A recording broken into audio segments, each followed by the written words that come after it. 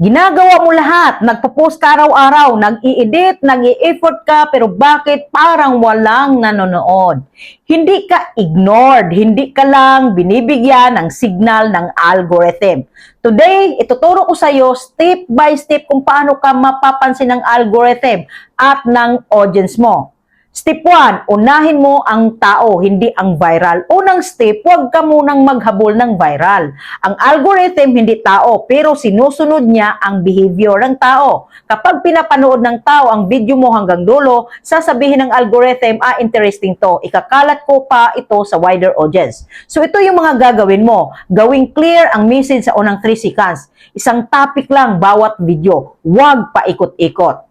Step 2, hook sa unang 3 seconds. Makinig ka. Kung hindi ka interesting sa unang 3 seconds, tapos ka na. Isa-swipe agad nila yan. Examples ng hook. Ito ang dahilan kung bakit walang nanonood ng content mo.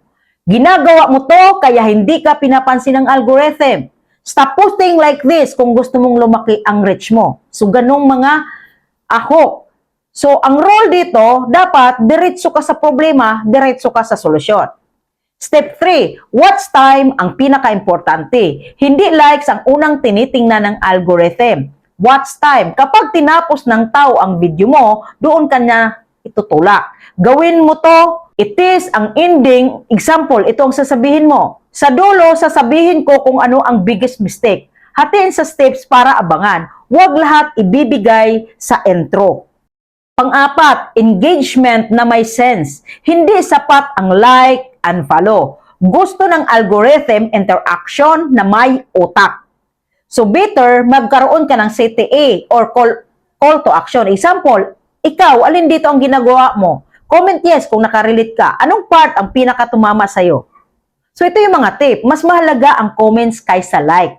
Step 5, consistency plus identity. Hindi mo kailangan ng perfect content. Kailangan mo ng consistent na presence. Ito yung roles. Same topic, niche. Same way of talking. Same value. Para maalala ka ng audience, kailangan nilang makita ka ulit-ulit. Step 6, kailangan may branding kahit maliit. Kaya mahalaga ang watermark, logo o pangalan mo kahit maliit lang. Dahil kapag sinishare ang video mo, alam nila kung kanino galing. Tandaan mo, hindi sa hindi ka magaling, hindi ka lang binibigyan ng tamang signal ng algorithm. Ayusin mo yan at makikita ka. Kung gusto mo ng content na may impact, gawin mo to araw-araw. This is not luck, this is strategy. Sana natulungan kita. See you in my next video.